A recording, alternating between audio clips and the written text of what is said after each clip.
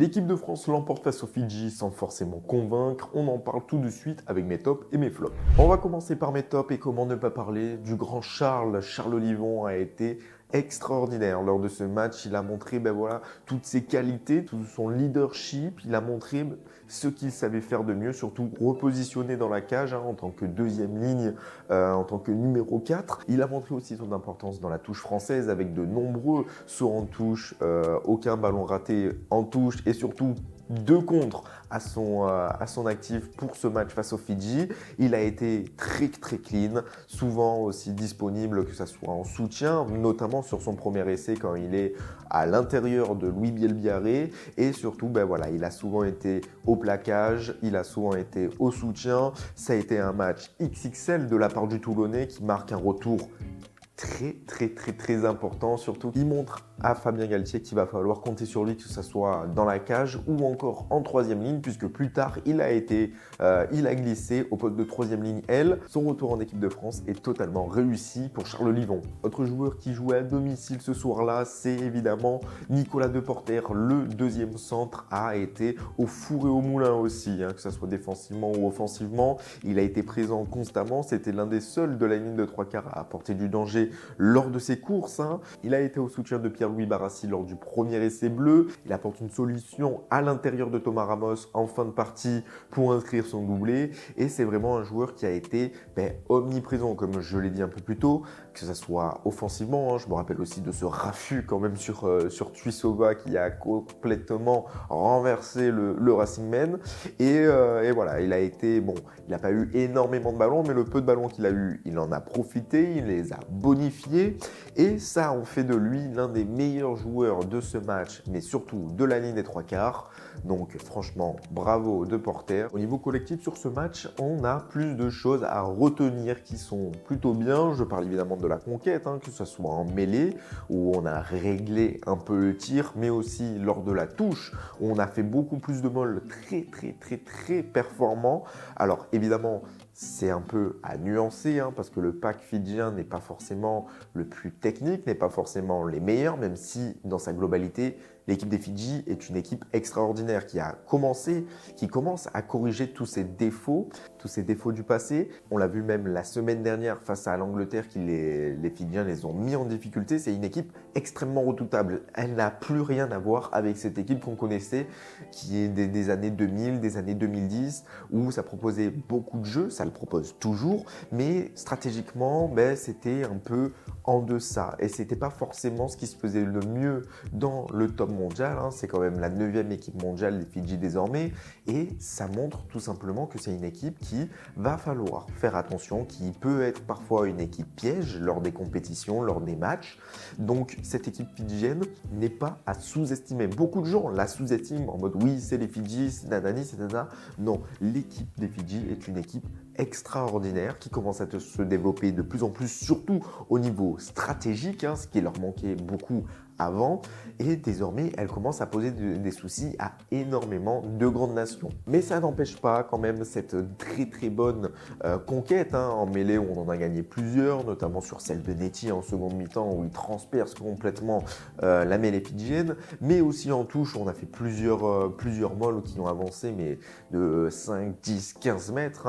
Donc vraiment la touche et la mêlée ont été par rapport au match précédent face à l'Afrique du Sud, 2 points très positifs. Autre point positif dans le jeu collectif, ça a été quand même les pressions sous les ballons hauts. Même les ballons hauts, en règle générale, on a été meilleur que contre l'Afrique du Sud, même si ce n'était pas forcément le plus gros point noir de samedi dernier. Mais en tout cas, ça a été bien mieux. Et surtout, là où on a été très lucide, c'est cette réflexion de prendre les points quand on a pris 20 minutes de souffrance dès le retour de la seconde mi-temps, de prendre les points, de se séparer, de se détacher au score de ces Fidjiens, de passer de 24 à 21, puis de 27 à 21. Donc voilà, il y a aussi cette lucidité de ne pas vouloir non plus proposer trop de jeux. Alors je vais en parler plus tard, mais on a aussi eu cette lucidité de on rentre dans les 22, on prend des points et on repart. On était dans un temps faible, on marque, on score et ça nous permet déjà de nous détacher, de nous remettre 3 points de plus. Donc ça, c'est quand même quelque chose qui est à notifier, cette lucidité de calmer, de se dire bon, on a pris la marée, on va prendre les points, on va se remettre la tête à l'endroit. Donc ça, c'est un point tout à fait important et je trouve nécessaire à mettre en avant dans cette équipe bleue de ce match-là face aux Fidji. Et désormais, on passe à mes flops. Parmi mes flops, on commence par Romain Taofifenua. Malheureusement, le deuxième ligne n'a pas eu la puissance espérée dans le jeu courant, que ce soit dans les molles ou la mêlée. On l'a vu que son poids, sa puissance a apporté, mais dans le jeu courant, il n'a pas été cet élément destructeur, cet élément qui allait casser des plaquages, qui allait avancer. Il a été souvent aussi à la faute. 3 pénalités contre lui, 60% de réussite de plaquage, c'est beaucoup trop peu, dont notamment un sur Avutomada qui l'offre l'essai où Régis Montagne est aussi en retard et ne réussit pas son plaquage, mais il est à l'origine de ça. Il est aussi coupable d'un autre plaquage raté sur le deuxième essai fidjien. Voilà, ça n'a pas été le match référence pour Taofifenua. On voit quand même qu'il prend de l'âge, il arrive de moins en moins à dominer ses collisions. Ça n'a pas été un match horrible, loin de là.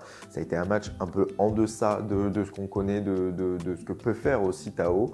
Donc voilà, c'est pour ça que je le mets dans les flops, mais c'est pas non plus quelque chose de catastrophique, comme de l'autre joueur que je vais vous parler, c'est Thomas Ramos notamment. Il n'a pas été comme face à l'Afrique du Sud, il a eu un peu plus d'imprécision, il a été excellent face aux perches comme à son habitude, seulement une ratée, mais dans le jeu on n'a pas réussi à le trouver, à mettre de la vitesse. Ça n'a pas été son meilleur match également pour lui, il a été aussi coupable d'une pénalité tout à fait logique, d'un carton jaune tout à fait logique en fin de rencontre. Donc voilà, Thomas Ramos n'a pas su surfer sur sa bonne prestation de la semaine passée. Pour moi, mes flops en termes de collectif, ça a été un manque d'agressivité en termes défensifs, surtout au niveau des 3/4 où on poussait beaucoup vers la touche les Fidjiens, sauf que quand c'est des joueurs comme eux qui arrivent sur un crochet, une percussion à t'éliminer 1, 2, 3 joueurs d'un coup, et je ne sais pas si c'est la meilleure solution. C'est sûr que la touche est ton meilleur allié, la touche est un meilleur ami au rugby.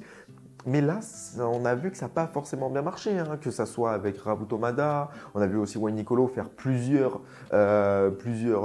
zigzags, plusieurs courses folles qu'on connaît quand même de Wayne Nicolo quand on est observateur quand même du top 14. Mais il y a eu un manque quand même d'efficacité défensive, d'agressivité défensive. Cette fougue a été aussi... Mais on ne l'a pas retrouvé en attaque. Finalement, en attaque, ça a été assez pauvre.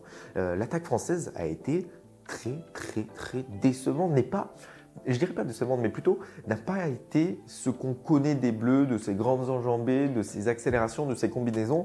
On a eu un jeu tout à fait de passes. Voilà, alors c'est sûr, c'est le jeu du rugby, il faut se faire des passes pour avancer, c'est sûr, mais il n'y avait pas de vitesse. Je les ai trouvés quand même assez... on aurait dit encore touchés par la défaite de la semaine passée. Je les ai trouvés aussi moins en forme, moins en jambes, moins en canne. Très difficile physiquement, et on le voit, on a Paul Boudéan qui sort sur blessure. On a eu 2 commotions, ça veut dire c'est pas forcément du musculaire, mais voilà, c'est quand même 3 blessés, 3 sorties sur blessure. Et je trouve que quand même c'est assez compliqué pour l'équipe de France. Est-ce que c'est le format du top 14 qu'il faut changer? Est-ce que c'est peut-être celle de la Coupe d'Europe qu'il faut changer? Un surplus de matchs quand on compare aux autres nations. On passe très peu de temps aussi en équipe de France. À voir comment gérer tout cela parce que ça commence à se sentir en tout cas sur le terrain. On sent des joueurs qui sont fatigués, qui n'arrivent plus forcément à être à 100%. Et c'est vraiment compliqué. Mais surtout pour moi, le plus gros point noir de ce match, ça a été l'indiscipline, notamment en première mi-temps. On finit avec 11 pénalités sifflées contre nous, dont 8 en première mi-temps. On est, on va dire, au final, au coup de sifflet final, on est dans la limite haute du nombre de pénalités. Les Fidjiens sont aussi à 11 pénalités comme nous. Mais en une mi-temps, 8 pénalités, c'est énorme. Heureusement que Caleb Muntz rate plusieurs pénalités où on arrive à bien contrer les touches, notamment avec Charles Olivon qui était très dangereuse à 5 mètres de notre but. Mais ça aurait pu être un score quand même bien plus sévère. On aurait pu même voir les Fidjiens l'idée finalement dans ce match. Donc l'indiscipline a été corrigée en seconde mi-temps, puisqu'on n'en a fait que 3, mais ça a été quand même un match sur l'indiscipline à revoir complètement. Hein. Ça va être une copie à revoir complètement cette indiscipline de la part de nos Bleus. Si cette vidéo t'a plu, n'oublie pas de commenter, de partager, de t'abonner. Évidemment, ça soutient énormément, je t'en remercie. N'hésite pas aussi à commenter ton avis dans les commentaires, c'est toujours important pour moi voilà, de voir aussi votre avis, votre point de vue, et ça permet surtout de la discussion, et c'est ce qui est le plus important. Et moi je vous dis à la prochaine, rendez-vous aussi sur mes autres réseaux sociaux où il y a toujours du contenu tous les jours, et moi je vous dis à la prochaine, au revoir.